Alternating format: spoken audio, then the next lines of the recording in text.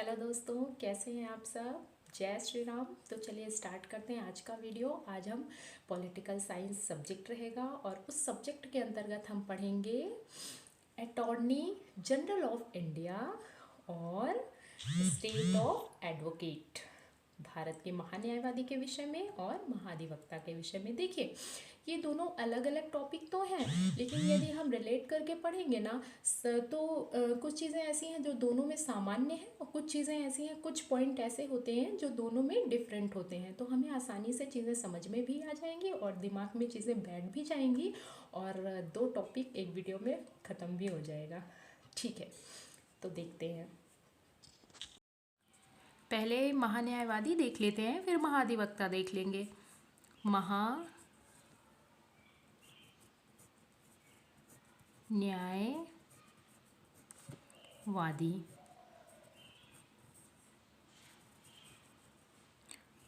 इससे दोनों topic clear हो जाएंगे। चलिए महान्यायवादी देख लेते हैं। देखिए, महान्यायवादी का उल्लेख आर्टिकल कितने में किया गया है? 76 में, अनुच्छेद 76 में किया गया है महान्यायवादी का उल्लेख। ठीक है, और जैसे महान्यायवादी के विषय में पढ़ा जाता है तो वो आर्टिकल 76 में उल्लेख किया गया है। 76 में ये महान्यायवादी पूरे भारत में एक होते हैं। ठीक है, अब देखते हैं इनका कार्य क्या होता है। महान्यायवादी का कार्य, महान्यायवादी का कार्य होता है भारत सरकार को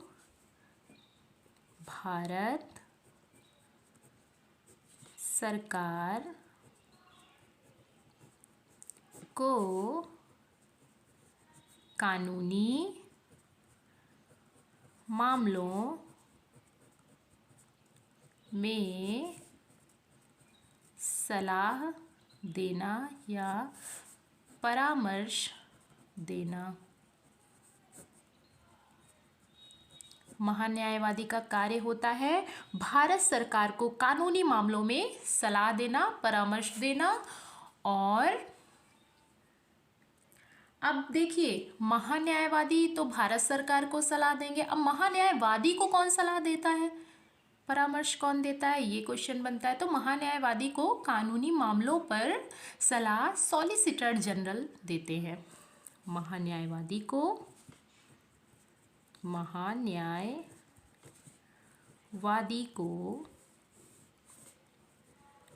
परामर्श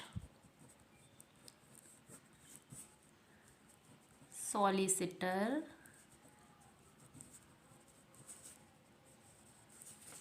जनरल देते हैं। ठीक है, सॉलिसिटर जनरल परामर्श देते हैं किसको? महान्यायवादी को। अब देखिए, महान्यायवादी बनने की योग्यता क्या होती है, देख लेते हैं।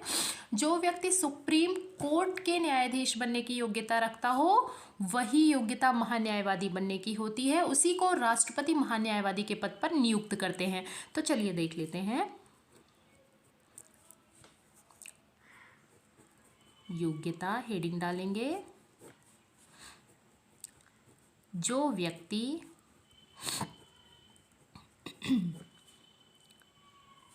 सुप्रीम कोर्ट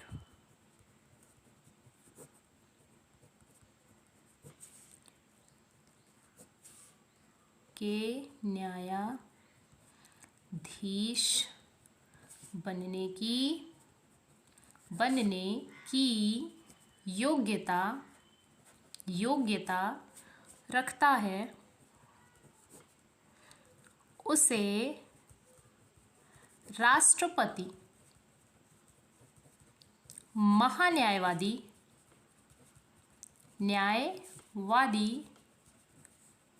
के पद पर नियुक्त करते हैं। देखिए, इससे 2-3 पॉइंट निकल करके आए। जो व्यक्ति सुप्रीम कोर्ट के न्यायाधीश बनने की योग्यता रखता हो। एक तो ये पॉइंट निकल करके आया, ठीक है। दूसरा पॉइंट निकल करके यहाँ आता है, महान्यायवादी को नियुक्त कौन करता है? तो महान्यायवादी को राष्ट्रपति महोदय नियुक्त करेंगे। अब आता है तीसरा पॉइंट निकल करके, इनकी नियुक्ति होती है या निर्वाचन होता है? ठीक है, तो इनकी नियुक्ति की जाती है, इनका निर्वाचन नहीं किया जाता है। तो नियुक्ति कौन करता है? राष्ट्रपति करते हैं, इनकी नियुक्ति होती है। और सुप्रीम कोर्ट के न्यायाधीश बनने की जो जो योग्यताएं होती हैं, सारी योग्यताएं महान्यायवादी में होनी चाहिए, तभी राष्ट्रपति उनको महान्यायवादी के पद पर नियुक्त करता है। ठीक, इतना हमने जान लिया। इनके कार्यकाल के बारे में जान लेंगे तो ये राष्ट्रपति के प्रसाद पर्यंत होते हैं, क्योंकि ये निर्वाचित नहीं होते हैं, इनको राष्ट्रपति नियुक्त करता है। देखिए आगे देख लेते हैं राज्य के महाधिवक्ता के विषय में। महाधिवक्ता,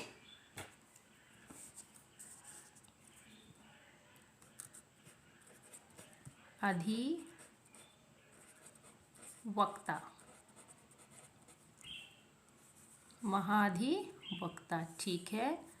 देखिए पहला पॉइंट, देखिए इसमें पहली बात तो कौन से अनुच्छेद में दिया गया है? राज्य के महाधिवक्ता के विषय में अनुच्छेद 165 में, आर्टिकल 165 में। महान्यायवादी के विषय में कहाँ दिया गया था? आर्टिकल 76 में। और महाधिवक्ता आर्टिकल 165 में, यानी 165 में।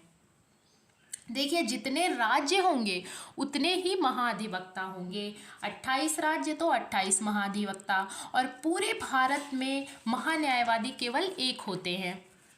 महाधिवक्ता जितने राज्य होंगे उतने महाधिवक्ता होंगे, और भारत में महान्यायवादी केवल एक होते हैं। अब देखिए महान्यायवादी का कार्य क्या होता है, ये देख लेते हैं। महान्यायवादी का कार्य क्या होता है?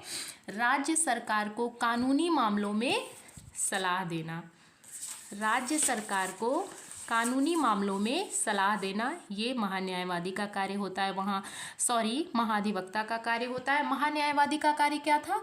भारत सरकार को कानूनी मामलों में सलाह देना, क्योंकि भारत में केवल एक महान्यायवादी होते हैं, तो वो भारत सरकार को कानूनी मामलों में परामर्श देते हैं। चीज़ें इसलिए दोहरा के रिवाइज करके बोली जा रही हैं, जिससे चीज़ें दिमाग में बैठ जाएं, कॉन्सेप्ट क्लियर हो जाए।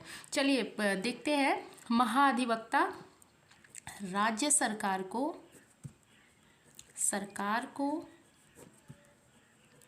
कानूनी मामलों में परामर्श देते हैं।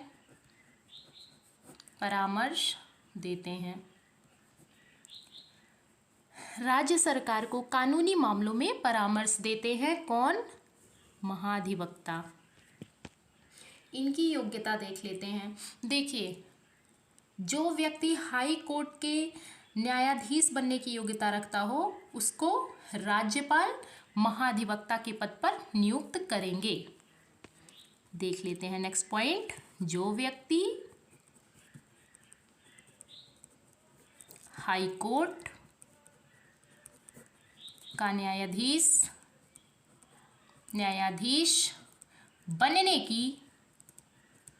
बनने की योग्यता रखता हो उसे राज्यपाल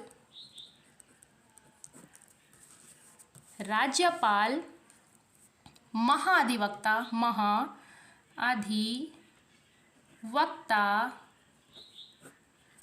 के पद पर नियुक्त करेंगे। देखिए इसमें से भी ये 2-3 पॉइंट निकल करके आते हैं, देख लेते हैं उनको। राज्य सरकार को कानूनी मामलों पर परामर्श देते हैं कौन? महाधिवक्ता। जो व्यक्ति हाई कोर्ट का न्यायाधीश बनने की योग्यता रखता हो, हाई कोर्ट का न्यायाधीश बनने की योग्यता रखे, उसे राज्यपाल राज्यपाल महाधिवक्ता के पद पर नियुक्त करेंगे। अब देखिए, महान्यायवादी को भी नियुक्त किया जाता है, निर्वाचित नहीं होते हैं। कौन? तो महाधिवक्ता और महान्यायवादी के विषय में हमने पढ़ लिया। एक चीज़ महाधिवक्ता के विषय में और जान लेंगे कि महाधिवक्ता का कार्यकाल जो होता है वो राज्यपाल के प्रसाद पर्यंत होता है। महान्यायवादी का कार्यकाल किसके प्रसाद पर्यंत था? राष्ट्रपति के। ये राज्यपाल के प्रसाद पर्यंत, राज्यपाल के प्रसाद पर्यंत, ठीक है। राज्यपाल के प्रसाद पर्यंत किसका कार्यकाल होगा? महाअधिवक्ता का। राज्यपाल के प्रसाद पर्यंत इनका कार्यकाल होता है, किसका? महाअधिवक्ता का, महाधिवक्ता का। तो चलिए एक बार फिर से स्टार्टिंग से दोनों में डिफरेंट, सामान्यता, दोनों चीज़ें देख लेते हैं। देखिए हमने क्या क्या पढ़ा आज के वीडियो में।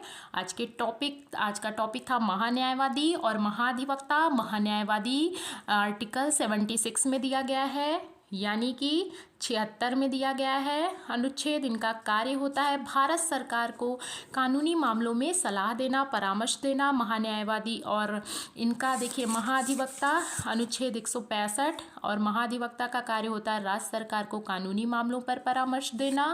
और फिर से देख लेते हैं महान्यायवादी की योग्यता क्या होती है। जो व्यक्ति सुप्रीम कोर्ट के न्यायाधीश बनने की योग्यता रखता हो, और यहाँ पे महाधिवक्ता की योग्यता, जो व्यक्ति हाई कोर्ट के न्यायाधीश बनने की योग्यता रखता हो। और महान्यायवादी को कौन नियुक्त करेगा? राष्ट्रपति नियुक्त करेगा। महाधिवक्ता को कौन नियुक्त करेगा? ये रहा, राज्यपाल नियुक्त करेगा, ठीक है। और राष्ट्रपति के प्रसाद पर्यंत इनका कार्यकाल होगा, किसका? महान्यायवादी का। और महाधिवक्ता का कार्यकाल किसके प्रसाद पर्यंत होगा? राज्यपाल के प्रसाद पर्यंत होगा। महान्यायवादी का राष्ट्रपति के प्रसाद पर्यंत, क्योंकि नियुक्त कौन करता है? राष्ट्रपति करता है। जो नियुक्ति देगा, जो नियुक्त करेगा, उसी को त्यागपत्र दिया जाएगा और वही उसी के प्रसाद पर्यंत इनका कार्यकाल होगा, ठीक। अगर महाधिवक्ता को त्यागपत्र देना है तो वो राज्यपाल को देंगे, और महान्यायवादी को त्यागपत्र देना है तो वो राष्ट्रपति को देंगे। और एक पॉइंट और बचता है, देख लेते हैं यहाँ पे। महान्यायवादी को परामर्श सॉलिसिटर जनरल देते हैं। तो आज के हमारे ये 2 टॉपिक थे। तो आज के टॉपिक को हमने बड़े अच्छे से कवर किया, महान्यायवादी और महाधिवक्ता को। तो अब मिलते हैं नेक्स्ट वीडियो में नेक्स्ट टॉपिक के साथ। नेक्स्ट टॉपिक हमारा रहेगा पॉलिटिकल साइंस में संसद, और संसद टॉपिक को देखना मत भूलिएगा। और अगर आपको ये वीडियो पसंद आई हो तो इसको खूब सारा शेयर करिएगा, जिससे ज़्यादा से ज़्यादा लोगों तक ये वीडियो पहुंच सके। Thank you for watching.